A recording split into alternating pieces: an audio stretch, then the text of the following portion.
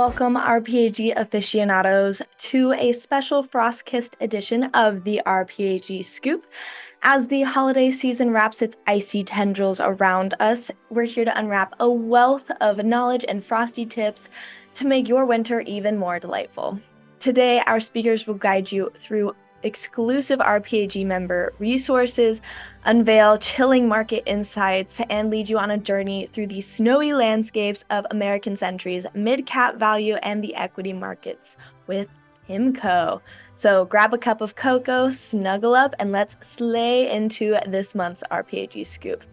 So kicking things off is our institutional client and member relations VP, Jeff Cheshire. He'll try to warm you up with exclusive RPAG member discounts, the wonders of RPAG Express, as well as an abundance of resources ready to elevate your advisor game. Plus, get a sneak peek into the icy cool RPAG University and save the date for our regional summits happening in April of 2024. It's a winter wonderland of opportunities, so let's dive in. Well, hello, RPAG land. My name is Jeff Cheshire, and I have the privilege of giving you some updates from the world of RPAG here in December. As you can see, it's really coming down over here and trying to stay warm, but we'll press through.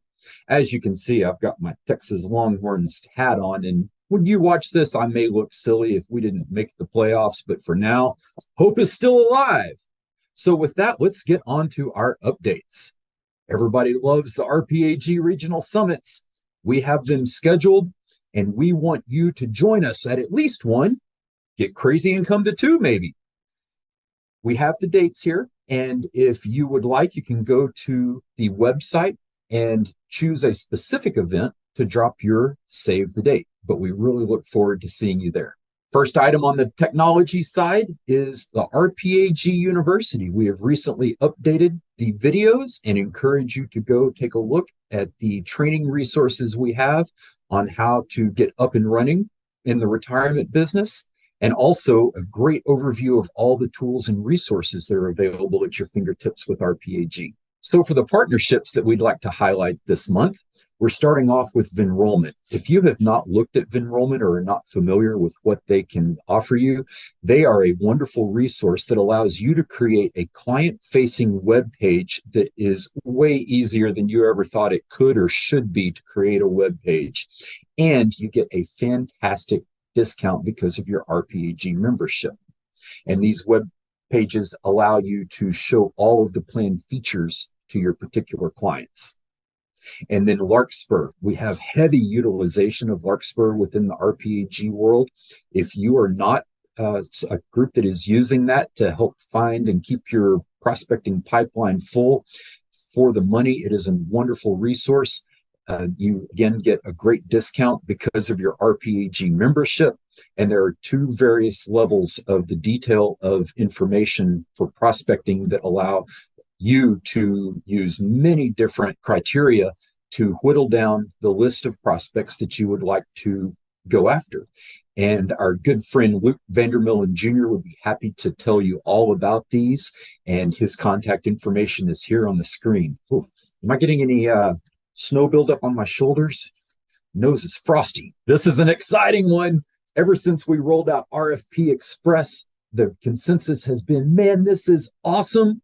Can it do this? Can it do this? Can it do this? Well, I'm here to tell you that it can do a lot of those things now.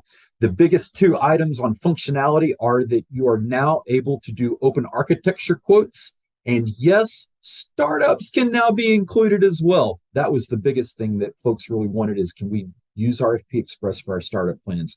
And now you can. And we also have added several specific products within existing partners, as well as partners who are new to RFP Express, who previously were not able to be included. So if you have not taken a look at it in the last few weeks, take a look, and I think you'll be pleasantly surprised. And now for an update on our RPAG premium marketing content. Two things we'd like to highlight this month are our webinar kits. Now, in addition to our hosted webinars that you are welcome to invite your prospects to, we have put together a number of kits that contain all the information and resources you would need to host your own webinar for prospects. And you can see here all the content that is included on those. go into the RPAG premium marketing content area to see the various topics. And the other item we'd like to highlight is our social media content calendar. Of course, be sure and follow and check with all of the guidelines with your respective broker dealers and RIAs as far as guidelines and what you can and can't do on social media.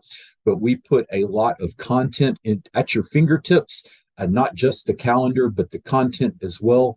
So either take a look at that or call into our customer service team and they will show you around. This is something I'm really excited to share with everyone. For most of my 16 years with the company, I have had members ask me, okay, so can you help train me on how to sell this stuff? And finally, we are able to say yes to that. So Matt Giovinazzo spearheaded this, and he has put together a 1-hour program where he or one of his colleagues on the custom solutions team will walk through all of these different topics of resources within the RPAG universe and how to position them and how to use them to sell. And then if there are any topics that you would like to do a deeper dive on, of course, our team would love to work with you on how to really polish up that pitch and how you position things. So reach out to whoever it is from Custom Solutions who calls on you, and we can get you going on that. Our next update on the Custom Solutions front has to do with Principal's Retired View program. So this is a wonderful program from Principal, but it does include some asset classes that a lot of folks would consider non-core that you might not want to have your clients offering to their participants as part of the core lineup. And the Retired View model can be edited with our team to help filter those out and make sure that you only have what are considered core asset classes within that within the core lineup for your plans. And then we also have 3 new options available within the investment lineup: the Allspring Mid Cap Value 2, Voya Small Cap Growth 3, and the My Compass Index R6, which for plans over the $15 million, that's nearly a 30% discount off of what the iShare classes expenses are. So be sure and take a look at those items. So our final update from the Custom Solutions team is specific to one of our partners, Empower, the Discover Your Path tool. Now, what this provides is yet one step closer to a managed account experience without the expense of managed accounts.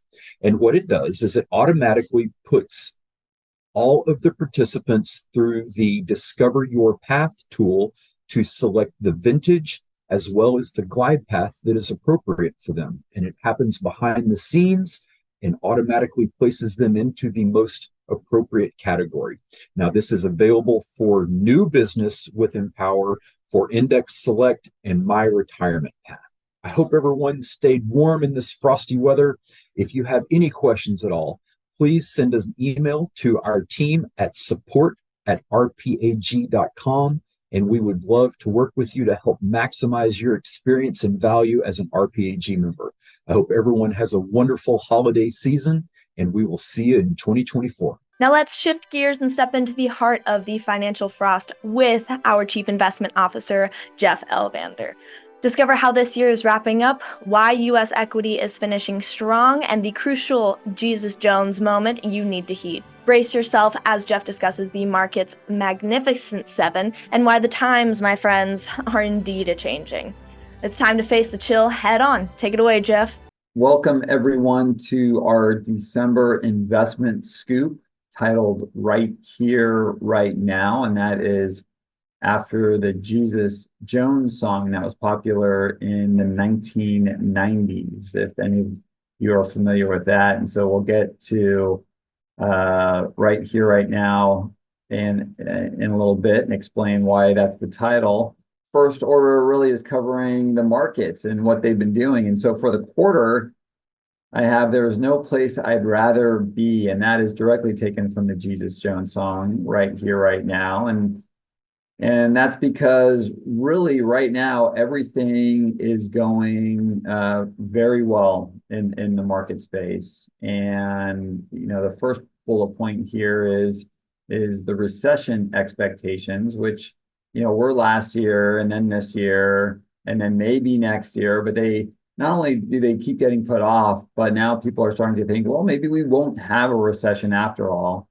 The other bullet point really for the quarter is the Fed may be done with rates, with the rate hikes, and we may be done at the end of the cycle, certainly at the end of the cycle, and maybe potentially, I know a lot of folks are thinking that there may be rate cuts as soon as next year, which certainly would just help the markets, would help fixed income, certainly would help equity markets as well too. So investors are excited because of that. And if you know the Jesus Jones song, there was no place I'd rather be here, really alludes to that time in the 1990s when things were going very well. And that's when the Iron Curtain was dropping. That's when communism, right? I think communism was done in Romania. There was the doomsday clock there. There were treaties being signed, nuclear treaties being signed. The doomsday clock, if you're familiar with that, which represented how close we were to nuclear war. Leading up to the 1990s, the doomsday clock was about at 3 minutes to midnight, which was nuclear war. With all of the treaties, with the Iron Curtain dropping, and the win over, quote unquote, win over communism, I think the doomsday clock was being rolled back, and I think it got back to 15, maybe even 17 minutes. So things were really going really well in that early period of the 1990s, and things are going well in the markets right now. And so if you look at the U.S. equity markets, quarter to date up almost 6%. That brings us up for the year to 19%. So pretty amazing what we may finish the year out, 2023 out, as we head into December to the end of the year. The international markets are up, not as strong as the U.S.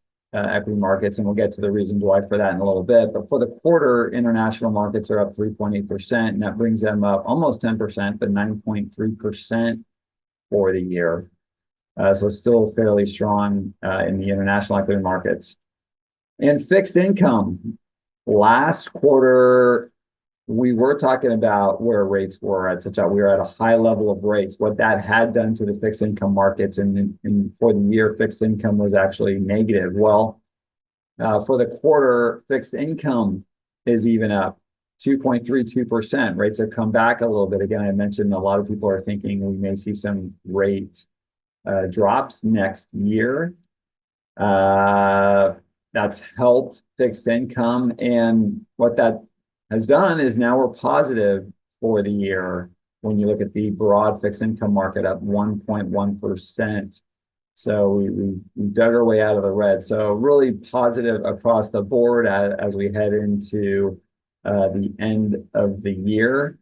And, again, to quote the Jesus Jones song lyrics, there is no place I'd rather be. So I alluded to the differences in the U.S. equity and international equity markets. Let's dive into those a little bit and the reasons for the difference. I say right here, take heed of the Jesus Jones moment. That's what this slide is titled. And again, the Jesus Jones moment being everything is going well. There's no place I'd rather be. Well, why is that?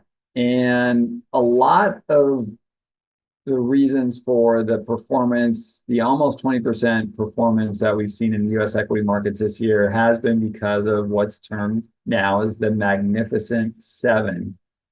And a couple of years ago, we used to talk about the FANG stocks, which are Apple, Meta, Amazon, Netflix, and the Magnificent Seven basically added more to those names like Nvidia and Tesla. And it's been this Magnificent Seven, only 7 stocks that have really driven the returns of the U.S. stock market. And not only over this year, but really that's been a case over the last 5 to 6 years. In fact, if you look at this year, I think you strip out these 7 stocks out of the U.S. equity markets, all of the other stocks are only up about maybe 3.5%. So not even outpacing inflation. So maybe even a negative real return. These seven stocks now represent over 25% of the market. It's pretty amazing. 5 years ago, they were under 15%. But I think what's even more interesting is certainly when you look at the characteristics of these stocks, the fact that they're primarily tech stocks, uh, they represent almost 40% of the risk of the U.S. stock market. So while they've driven a huge return, maybe 90% of the return, they drive a huge portion of the risk now that's in the U.S. marketplace. And what that really has led us to, I think, is when you look at the indexes out there, like the S&P 500, the Russell 1000 index, these indices have become less diversified now and more concentrated. And certainly that means that there's a greater risk embedded within all of these index funds. And accordingly, in a lot of these pure index target date fund solutions that are out there in the marketplace. And I know, there are some funds that have gained popularity because of their sort of plain vanilla index approach over the years, and that they are low cost.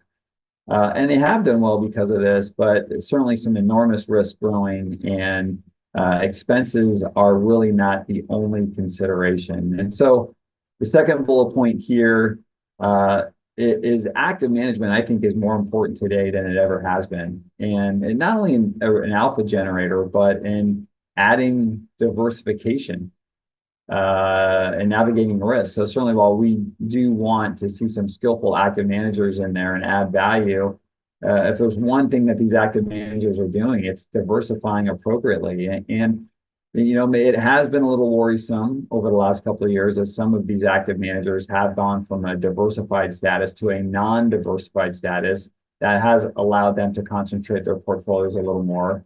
Certainly an acknowledgement that these large tech companies are such a large part of the index. But I think going forward, again, there's so much opportunity in the other names out there.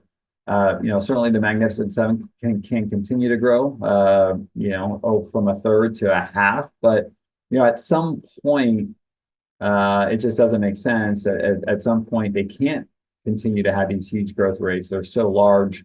They aren't really going to become the U.S. economy. There's so much more to the U.S. economy than just these seven stocks. So we'll finish it up on the last point, which is Bob Dylan didn't have this song to sing about. That is a lyric from Right Here, Right Now. And if we remember the time that Bob Dylan came from, it was, I think, his album and song, The Times Are A-Changin', point to the fact that, we're never in one period forever, and that's including this one. And times are changing, and I think active management today is more important than ever as an alpha source. And it hasn't been over the last 5 or 6 years. And I think that's where people, may get hung up on that. There's sort of recency bias, a heuristic where, okay, hey, what's happened in the last few years is probably going to happen, of course, over the next few years. Well, that's a bias and heuristic bias. I think now more than ever, not only is it that added return that active managers can provide, but it's just the diversification and how they can navigate risk that is now being embedded in these index funds, certainly in these pure index target date fund portfolios. And something that we've seen in our own custom portfolios when we have a hybrid solution out there, which we feel makes the most sense. All of the alpha over the 5 and 6 year time periods have come from fixed income markets, where, of course, active management makes a lot of sense. You don't want to overweight the largest debt holders, which is what fixed income indices do. And we've added value there. And we've also added value in the international markets as well. So all of the value from our fixed income and international managers have offset the lack of value that's come in the U.S. space. But I think in the U.S. space now, there's going to be some enormous opportunities going forward. So just when you're looking at solutions and you're looking at index funds versus active managers, it's really acknowledging where we are, what's the best solution going forward. And it's really look at some of those hybrid solutions out there where maybe an anchor can be the index fund, but having some flexibility there, certainly as we come into some of these more, uncharted waters, maybe. I think concentration's always been an issue when this happens. But pure index solution may not be the best solution. But then again, neither may be fully active as well when you have unanchored risk bets. So that is are the December investment scoop. And we will see everyone next time. Thank you, everyone. Bye. Now let's journey through the winter woods of American Century's Mid-Cap Value Fund with Peter Hardy, Senior Client Portfolio Manager. Uncover the secrets of their strategy with consistent portfolio growth, low risk and high risk adjusted returns. Peter is here to help you slay those financial goals this holiday season, so get ready to make your financial dreams a winter wonderland reality.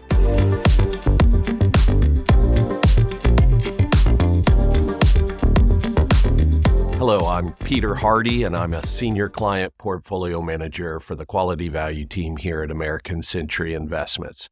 On behalf of American Century, I would like to thank RPAG and all of the member firms for your partnership and confidence in our mid-cap value strategy. I'm here today to provide a review and update on our mid-cap value approach. The hallmark of the Quality Value team at American Century is our risk-aware approach to value investing. And mid-cap value is one of our flagship strategies with roughly $13 billion in total assets, and a large part of our client base is in defined contribution plans. This approach starts with an emphasis on quality businesses, those that have high, stable, and sustainable financial returns, strong balance sheets, and sustainable franchises. And we do this under the pretext that quality outperforms with lower volatility over time. And as value investors, it assists us in avoiding value traps. Quality also results in companies that typically pay higher dividends. The second part of our approach is how we define value. Our specific valuation methodology is to identify a conservative fair value, not best case, that's when they become growth companies, and just as important, stress test these companies to identify a down value. At any given time, we can see where the stocks are trading versus their fair and downside value, picking the stocks with the most upside and least downside in our universe. This valuation methodology keeps us in the mid-cap value style box and reduces downside risk. Roll all of this up, quality, value, lower risk, and dividends, and you get a portfolio with a consistent return profile over time. This profile is characterized by our ability to outperform. So over time, we have seen greater wealth creation for our investors, but we have done so with less risk. We have one of the lowest risk profiles of any manager in the mid-cap value space. We have asymmetry in our up and down market capture, resulting in compelling alpha, low risk, and high risk adjusted returns, whether that's Sharpe ratio or overall capture. We feel this profile is ideal for plan participants due to its lower risk and diversification benefits, especially versus the growth side of the lineup. While we outperform over time, the downside is we don't outperform in each and every market environment. That leads us to 2023.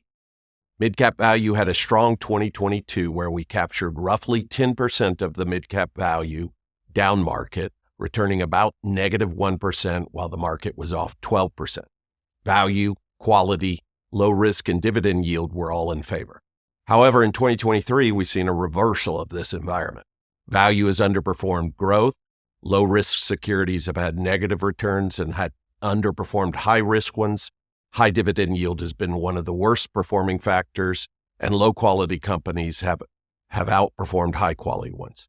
Basically, all of the ingredients that we mix into our portfolios have been under pressure. Additionally, in the third quarter, we saw pressure on our portfolio based on what we're calling the GLP-1 or Ozempic bubble. Many healthcare and consumer staple stocks sold off during the quarter under the belief that GLP-1 drugs will result in future detriments to their businesses. This is in spite of earnings and fundamentals that were largely good, and we haven't seen these sectors under pressure at the same time in a down market in the history of our strategies. But that resulted in headwinds to our quarterly performance. While these pressures abated in October and we had compelling outperformance since quarter end, 2023 has been a year defined by headwinds pressuring shorter-term rankings. While the 3-year ranking versus peers is below median, we are still outperforming the benchmark with lower volatility, and the bulk of our 3-year underperformance was in the late 2020, early 2021 high beta rally, which will be rolling off of our performance over the next few quarters. We have used the underperformance in healthcare, staples, and utilities to add and maintain weight in these sectors as we are finding historically compelling relative valuations. Many of the names are selling at 10 to 20-year relative lows. Furthermore, we see these sectors being able to maintain or improve earnings in the face of uncertain economic environments. We are underweight discretionary and tech, two areas where we see weakening fundamentals and high valuations. Coincidentally, we also see growth managers overweight there. Given that backdrop, there are risks prevalent in the market, and our risk-aware approach is postured to benefit. Our portfolio is trading at one of the most compelling relative valuations versus the market in its history, and the gross yield is around 3.2%. If you have any additional questions or would like to set up a call, please reach out to your local American Century representative. We would be happy to provide you further information. Again, thank you for your partnership and have a great day.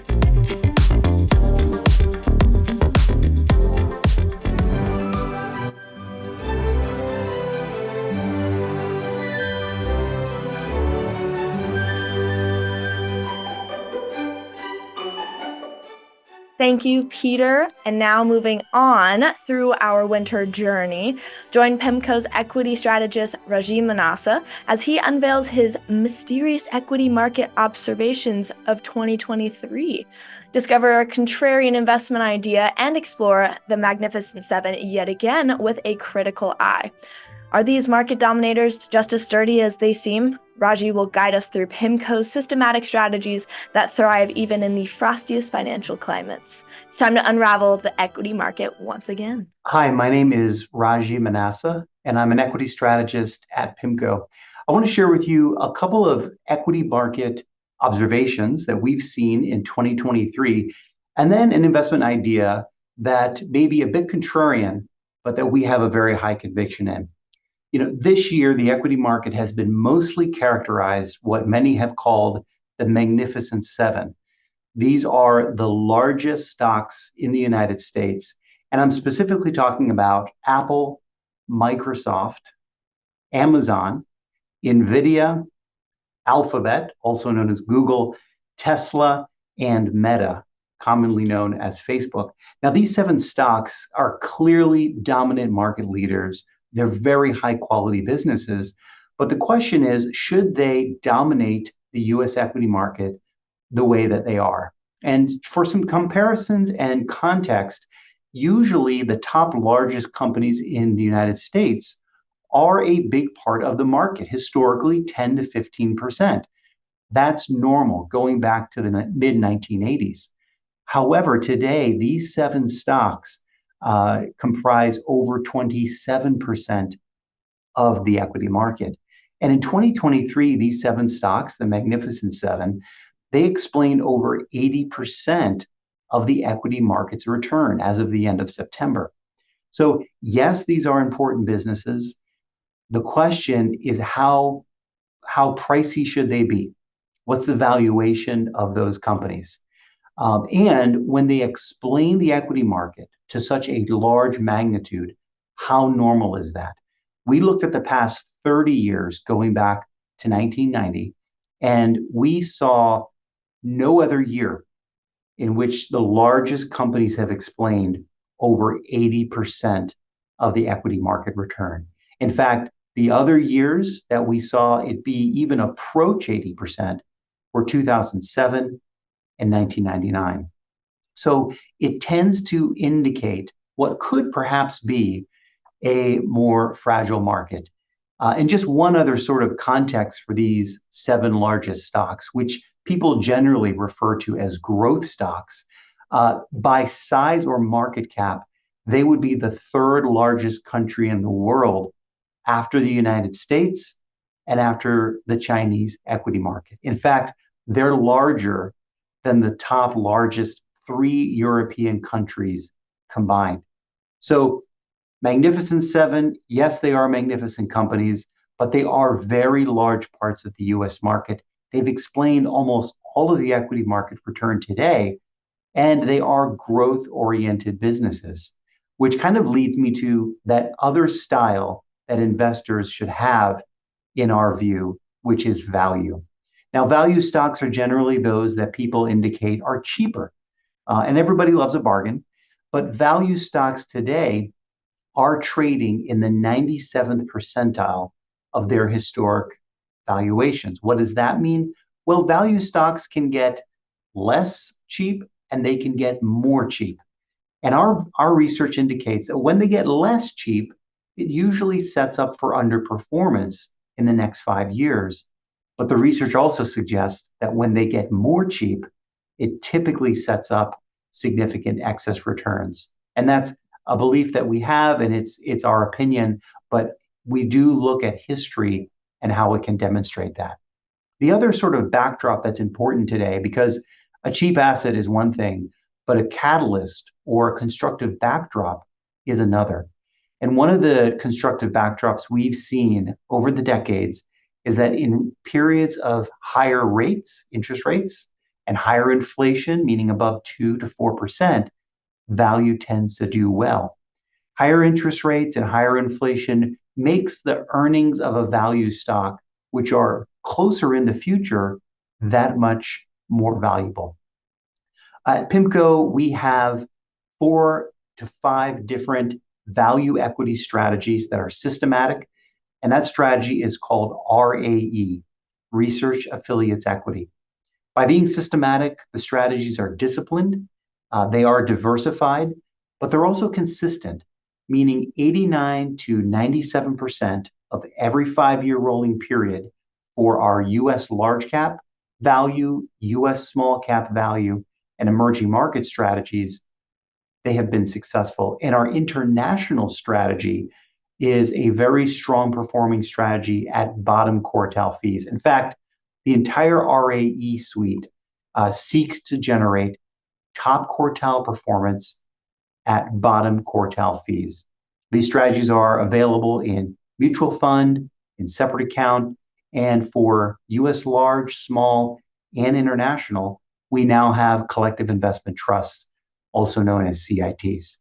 If you're interested in learning more about the points I made about the market or about the PIMCO RAE strategies, please contact your PIMCO representative. And there you have it, my dear RPAG community. As we conclude the December edition of the RPAG Scoop, remember that the frosty season isn't just about snowflakes and hot cocoa. It's about unlocking the wealth of resources at your fingertips as an RPAG member. So from exclusive discounts to top-notch support, we've got your back. Stay warm, stay informed, and may your financial journey be as just enchanting as a winter's night. Until next time, happy holidays and keep the financial fires burning.